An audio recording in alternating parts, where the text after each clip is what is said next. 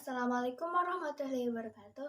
Halo, perkenalkan saya Dinda Jilhi Puspita dari Prodi D3 Teknik Informatika Universitas 11 Maret dengan NIM V34230031. Di sini, saya akan membahas mengenai penggunaan bahasa Indonesia yang baik, benar, dan santun. Penting untuk mengikuti kaidah tata bahasa agar pesan yang disampaikan jelas dan mudah dipahami. Hindari penggunaan bahasa yang ambigu atau meragukan.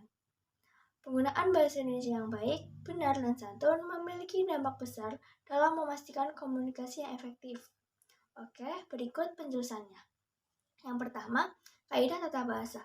Kaidah tata bahasa merupakan seperangkat aturan yang mengatur cara kita menyusun kalimat, menggunakan tanda baca, dan memilih kata-kata.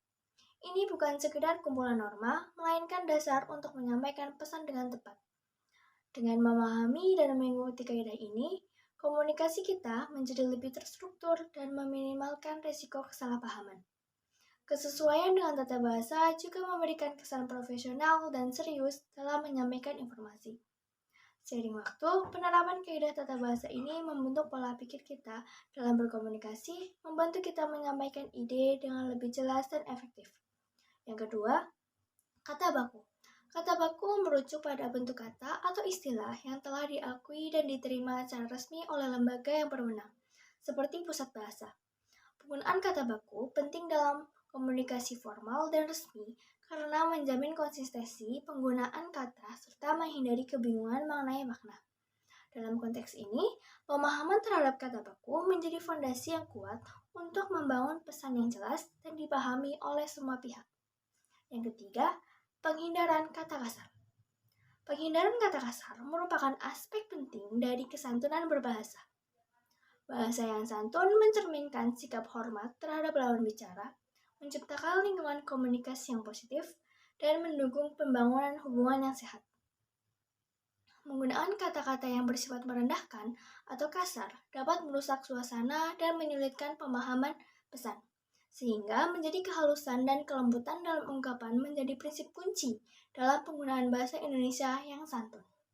Yang keempat, pemilihan kata yang tepat. Pemilihan kata yang tepat merujuk pada kebijaksanaan dalam memilih kata yang sesuai dengan situasi dan konteks komunikasi. Hal ini tidak hanya mencakup makna kata, tetapi juga nuansa dan konotasi yang dapat mempengaruhi interpretasi pesan. Ketika seseorang berhati-hati dalam memilih kata, hal ini membantu mencegah miskomunikasi dan memastikan bahwa pesan yang disampaikan mencapai tujuannya tanpa disalahartikan. Yang kelima, hindari singkatan tidak resmi. Penggunaan singkatan yang umum, diterima, dan resmi mendukung kejelasan dalam komunikasi.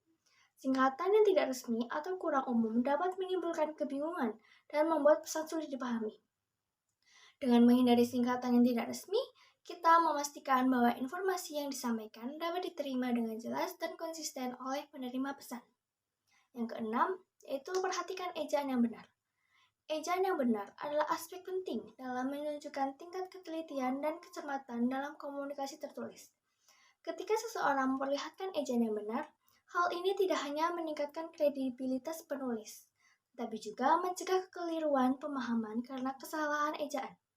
Oleh karena itu, pemahaman yang baik terhadap aturan ejaan membantu menyampaikan pesan dengan lebih efektif.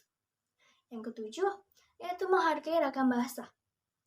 Menghargai ragam bahasa mencerminkan kesadaran terhadap keberagaman cara orang berkomunikasi.